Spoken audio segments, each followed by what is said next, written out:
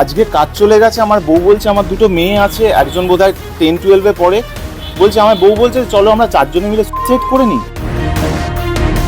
চিরসখা দোষী, আমি দোষী, আমরা দোষী, তাহলে কোপটা কেন আমাদের ওপর? কিন্তু এটা আমার 100% ভালোবাসা, রোজগার 100% নাও হতে পারে, আমার ভালোবাসাটাকে তো এরমভাবে কেউ কেড়ে নিতে পারে না। আমার এইটাই প্রশ্ন যে আমাদের দোষ কি? আমি কি দোষ করেছি? আমার টেকনিশিয়ান বন্ধু কি দোষ করেছে? 14 না 15 তারিখে পয়লা বৈশাখ, এতগুলো মানুষ সবাই নতুন জামা কাপড় পরবে, তো তাদের ফ্যামিলিটা কি হবে? আমার সেরকম রোজগার নেই, আমার এইটাই একমাত্র অনলি সোর্স অফ ইনকাম। আমি লাস্ট এতগুলো বছর ধরে এইখানেই কাজ করে এসেছি। কি বলতো, আমার চেতনাটা না ওই মানুষটার ফোন কলের পর হয়েছে, বুঝতে পেরেছো? মানে আমি জাস্ট ভেঙে পড়েছি।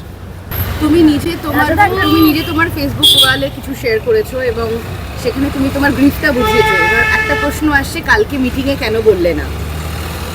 কি বলতো, আমার চেতনাটা না ওই মানুষটার ফোন কলের পর হয়েছে, বুঝতে পেরেছো? মানে আমি জাস্ট ভেঙে পড়েছি। আমি ভাবতে পারিনি আসলে মানুষের বোধোদয় চেতনা হতে, সেলফ রিয়েলাইজেশন হতে হয়তো কিছু একটা মুহূর্ত, একটা ঘটনা লাগে। তো ওই ফোন কলটা হয়তো সেই ঘটনাটা ছিল। আমি যে মানুষটাকে পাথরের মতো, লোহার মতো শক্ত দেখেছি, 50-55 বছরের একজন মানুষ, সিনিয়র টেকনিশিয়ান, আমি তার নাম কিছুতেই নেব না, যখন তাকে দেখলাম যে টেলিফোনে উল্টো দিকে সে হাউ হাউ করে কাঁদছে, আমি তখন বুঝতে পারলাম যে ঠিক হয়নি বিষয়টা। তার আগে রাজাদা অনেক কিছু প্রশ্ন করছে, কালকে মিটিংয়েও 100% বিষয়টা কি বলতো, আমি এটাও তোমাদের সকলকে ক্লিয়ার করে দিই। আমায় অনেকে জিজ্ঞেস করেছে, আমি কেওড়াতলা শ্মশানেও ছিলাম, আমি শুধু ক্যামেরার সামনে আসিনি। যারা ওখানে ছিল আর্টিস্টরা জিজ্ঞেস করে নিও। মানে এটা আমার খুব খারাপ লাগছে যে এটা নিয়ে আমাকে জাস্টিফিকেশন। হ্যাঁ, আমি কালকে মিটিংয়েও ছিলাম, আমি ক্যামেরার সামনে আসিনি, আমি মধুবনী দুজনেই ছিলাম। আচ্ছা, তুমি মিটিংয়ে কি ভয় পাচ্ছিলে সেটা বলতে? না, ভয় আমার না না না না ওই আমি পুরো বিষয়টাই বলছি, ওরকম কোনো ব্যাপারই নেই।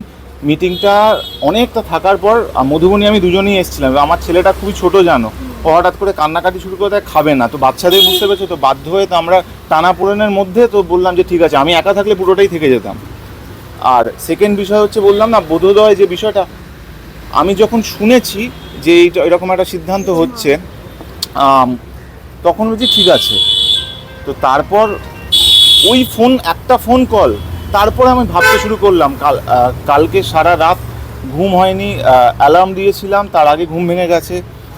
তারপর ভাবলাম যে মানে নিজে না একটা নিজের মধ্যে ভাবছিলাম আমি যে আমি কি একজন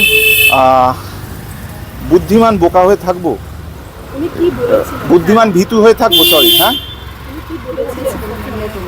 উনি ফোনে হাউ হাউ করে কাঁদছে, বলছে রাজা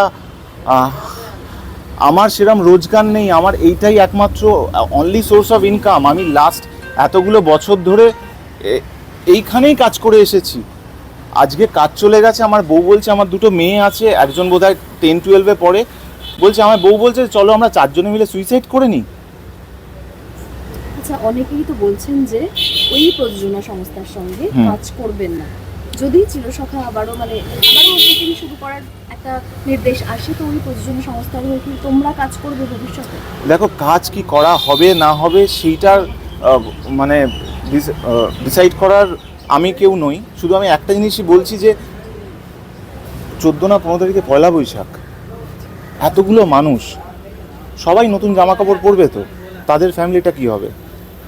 আমার এইটাই প্রশ্ন যে আমাদের দোষ কি? আমি কি দোষ করেছি? আমার টেকনিশিয়ান বন্ধু কি দোষ করেছে?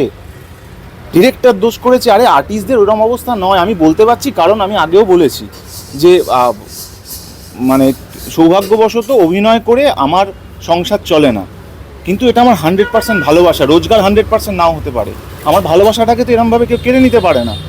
কেউ তো আমাকে এই জায়গাটা দেয়নি। তোমরা যে আজকে এসছো, কোথাও তো একটা ভালোবাসা আছে, একটা যোগাযোগ আছে, তাই না?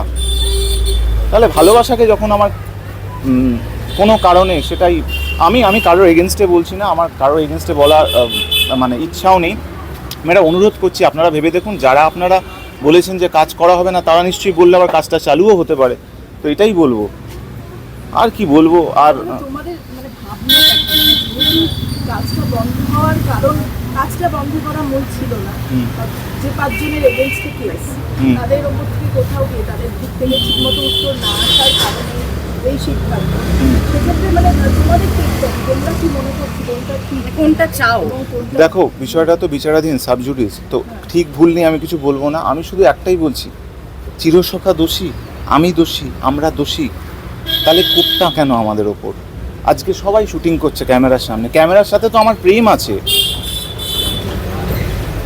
আমি নিজে বিটেক, আমার বন্ধুরা বিদেশে আছে, বড় বড় জায়গায় চাকরি করছে, আমি চাকরি করিনি, ইন্টারভিউ দিইনি, বাড়িতে প্রথমে পরিবারকে বুঝিয়েছি যে আমি এটা করব। আমার তিন কুলে কেউ নেই ইন্ডাস্ট্রি তো আমাকে ভালোবাসা দিয়েছে, তারপর তবে না তোমরা এসছো, তাহলে হুট করে কেড়ে নেবে আমার প্রেমটাকে? আমার দোষ কি? যে টেকনিশিয়ান, যে চা দেয়, সে কি করবে? যে মেকআপের দাদা, বহু বছরের সম্পর্ক, আমার বিয়েতে ডেকেছিলাম তাকে, আমি তার নাম নিচ্ছি না, তার পায়ে প্রবলেম আছে, সে কি করবে? সঞ্চয় আছে কি? আমি এইটাই বলছি। আর বলতে পারছি হয়তো আমার অন্য সোর্স অফ ইনকাম আছে, ব্যবসা আছে, সেই জায়গা থেকে বলতে পারছি আমি। তোমরা আর্টিস্ট ফোরাম ফেডারেশন কি কোনো আবেদন জানাবে বলে আমি রিকোয়েস্ট করব যে যারা সিনিয়র আছেন তাদেরকে যে প্লিজ একটু দেখুন, আপনাদের কথায় যদি কাজ বন্ধ হয়ে যেতে পারে, আপনাদের কথায় কাজ চালুও হয়ে যেতে পারে, এইটাই বলবো।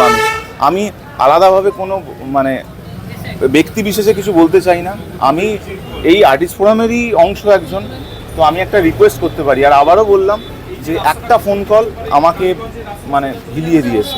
ওই প্রযোজনা সংস্থা কি তোমাদের সঙ্গে তো কিছু বলেছে কথা? না, অনেকে অনেক রকম ন্যারেটিভ করছে।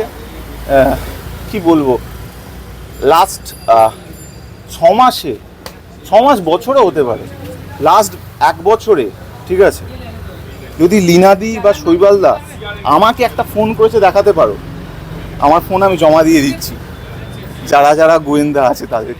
নেই, আমি এটা আমার মনের কথা বলছি, কেউ বলেনি, আমি তো বলছি এত বড় কথা বলছি, আমি ফোন দিয়ে দিচ্ছি, একজনও কেউ ফোন করেনি। কেন? ভাই, আমি যার সাথে ফোনে কথা হয়েছিল, যেটার পরে আমি নড়ে গেছি, সেইটাই কি বলবো বলো তো? আর আমার আর কিছু বলার নেই।